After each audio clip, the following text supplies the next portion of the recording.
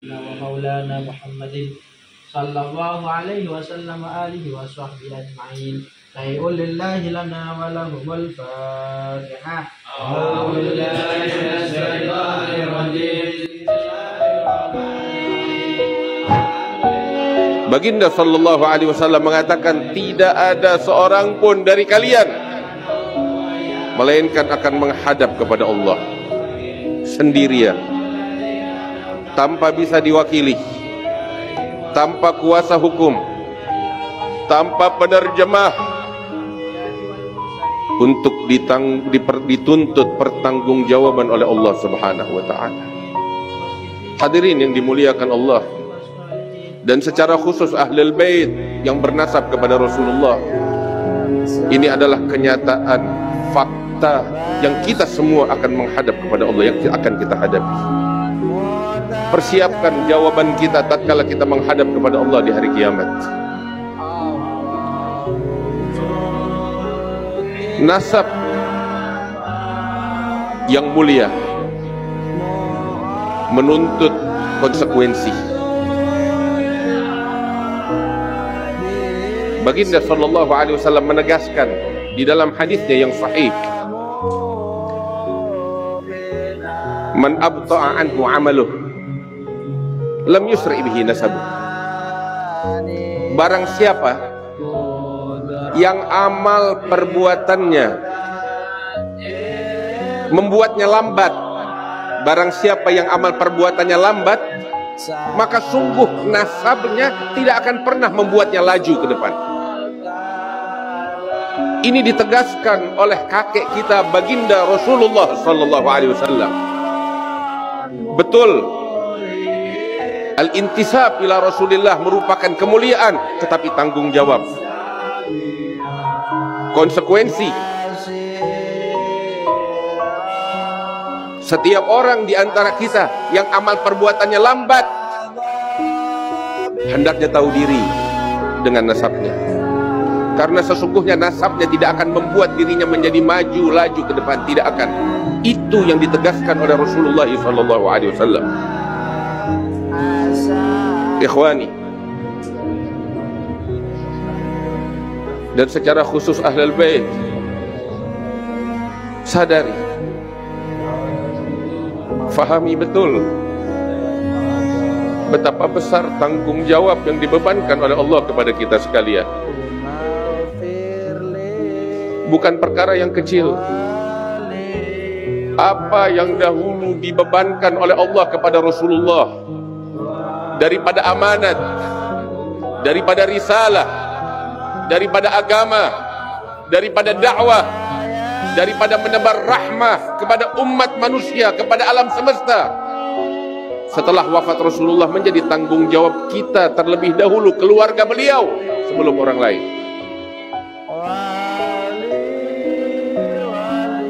Al-Imam Al-Hakim di dalam Al-Mustadrak meriwayatkan dari sahabat Abi Tha'labah, beliau bercerita, baginda sallallahu alaihi wasallam itu kebiasaan beliau ketika kembali dari peperangan atau dari perjalanan panjang yang melelahkan, pertama-tama yang beliau lakukan ketika masuk ke kota Madinah, beliau memulai dengan masjid. Beliau sholat 2 rakaat. Setelah itu, yang kedua beliau lakukan, tahu apa?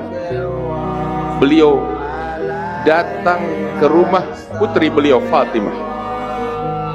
Sebelum menemui siapapun, yang pertama beliau temui adalah putri beliau, Fatimah. Baru setelah itu beliau pergi ke rumah istri-istri beliau, tetapi yang pertama adalah Fatimah, putri beliau. Saat itu ketika beliau datang, baginda sallallahu alaihi wasallam datang ke rumah Fatimah. Fatimah telah berdiri menunggu kedatangan Rasul sallallahu alaihi wasallam. Saat Rasulullah datang dan Sayyidah Fatimah melihat, Sayyidah Fatimah menangis terseduh-seduh. Maka Rasul memeluk Fatimah dan mengatakan, "Ya Fatimah, apa yang membuat engkau menangis?" Maka Fatimah mengatakan, "Ya abati, wahai ayahku, engkau seorang utusan Allah, kekasih Allah. Tapi engkau datang dengan baju yang lusuh, badan yang berdebu dari perjalanan yang panjang, yang melelahkan. Sayyidah Fatimah merasa terharu melihat kondisi ayahnya yang penat saat itu. Maka Baginda sallallahu alaihi wasallam mengatakan kepada Sayyidah Fatimah, "Ya Fatimah, innallaha azza wa jalla ba'atha abaki li amrin la yabqa ala dhahril ard baitu madar wala sya'r illa adkhalallahu bihi izzan aw dhulla hatta yablugha haitsu balagha al-lail." Wahai Fatimah, sesungguhnya Allah Ta'ala telah membebankan ayahmu ini dengan perkara yang dahsyat dan agung, sehingga tidak ada di muka bumi suatu rumah yang dibangun dari batu atau dari kulit, melainkan agama yang dibawa ayahmu ini akan masuk ke dalamnya, baik diterima secara mulia maupun penghuninya menerimanya secara rendah dan tertekan. Agama ini akan sampai ke seluruh penjuru dunia, kata Rasulullah SAW. Ikhwani, tanggung jawab yang dipikul oleh Rasulullah adalah warisan kita Ahlul Bait sebelum orang lain. Begitu dahsyat, begitu agung beban yang Allah bebankan kepada kita Ahlul Bait.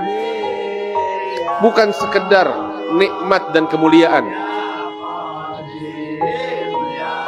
Ikhwani,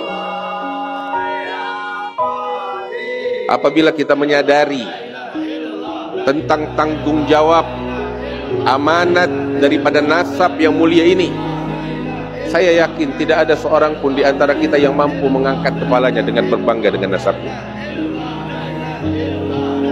Bagaimana kita bisa menghadap kepada Rasulullah dengan wajah semacam ini?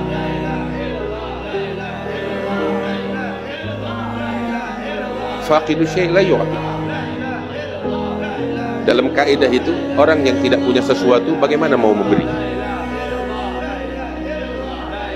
Apa yang bisa kita berikan kepada umat manusia apabila kita tidak memiliki sesuatu yang dibawa oleh Rasulullah?